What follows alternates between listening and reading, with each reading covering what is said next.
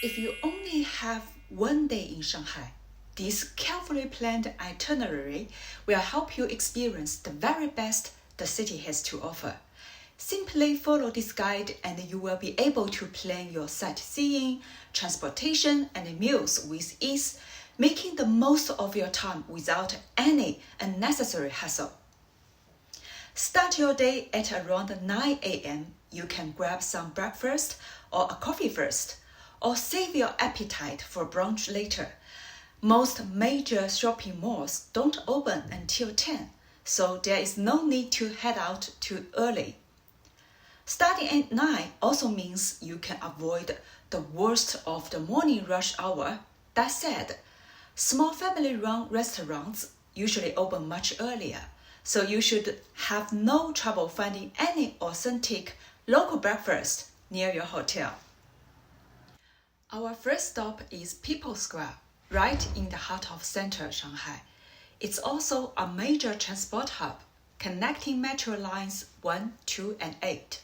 Thanks to these excellent transport links, you don't need to stay near People Square the night before. You can reach it easily from almost anywhere in the city. People Square feels especially peaceful and spacious in the morning, with far fewer crowds than later in the day. It's surrounded by several famous landmarks, including the Shanghai Museum and the Shanghai Grand Theater. However, since we only have one day, we won't be going inside either of them.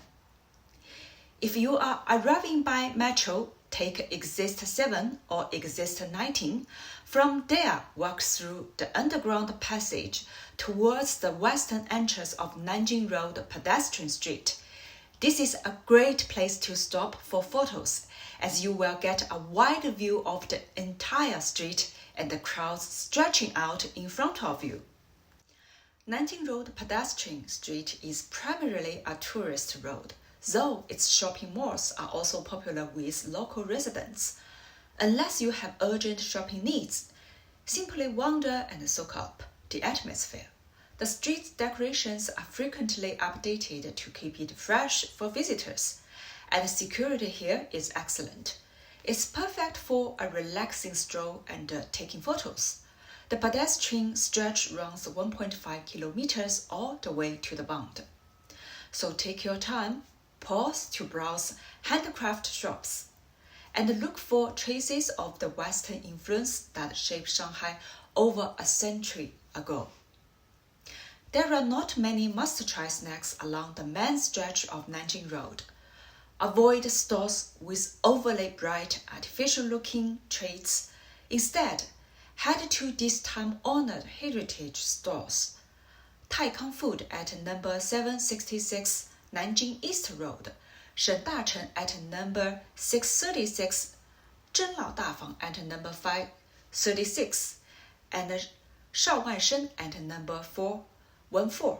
You are willing to walk a few minutes off the main road. You will find legendary local restaurants, including Lai Lai Xiaolong and Da Hu Chen, great choices for breakfast or lunch. You can check out my previous video about Huangpu district for more details.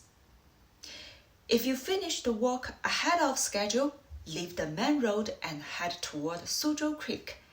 This area attracts very few tourists and still retains the look and atmosphere of old Shanghai from decades ago. You will also come across 2 historic bridges that offer excellent photo opportunities.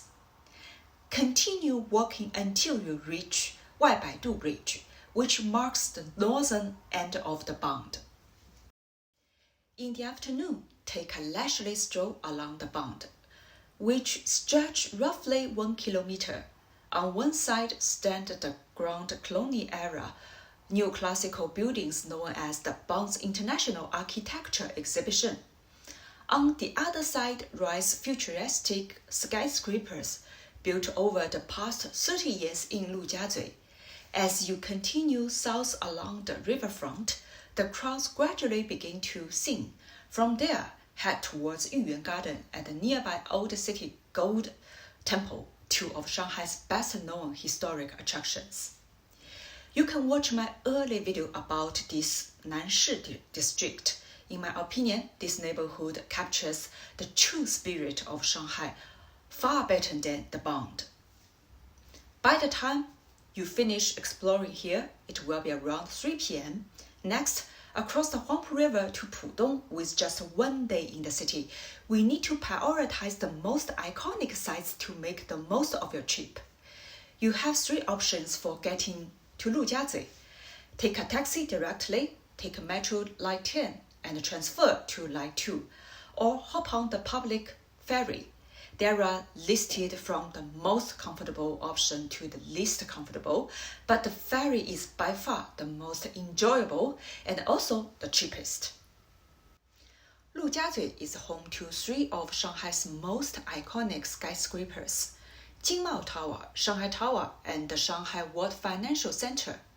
Taking dramatic upward shots between these towering buildings has become a classic tourist experience, and it's worth walking around the area to discover more creative angles. The Oriental pole radio and television tower is Shanghai's answer to the Eiffel Tower or Tokyo Tower.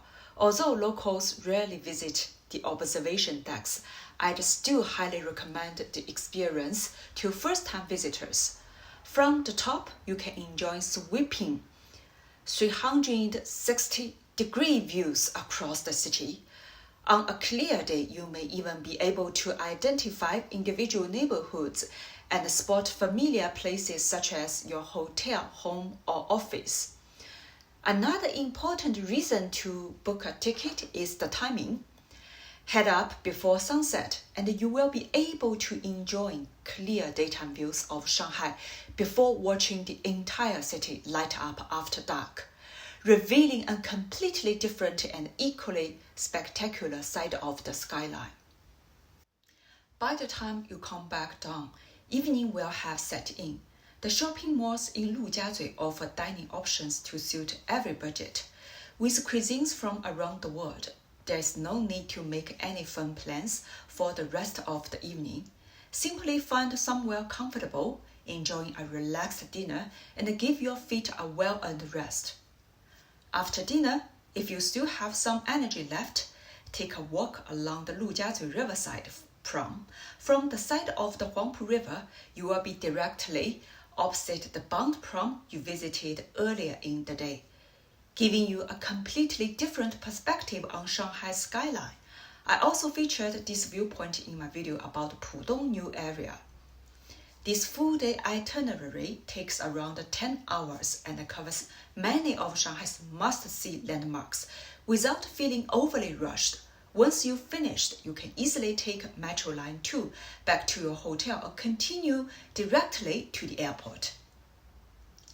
If you enjoyed this kind of guide, leaving a like, comment, and I will create more custom Shanghai road plans.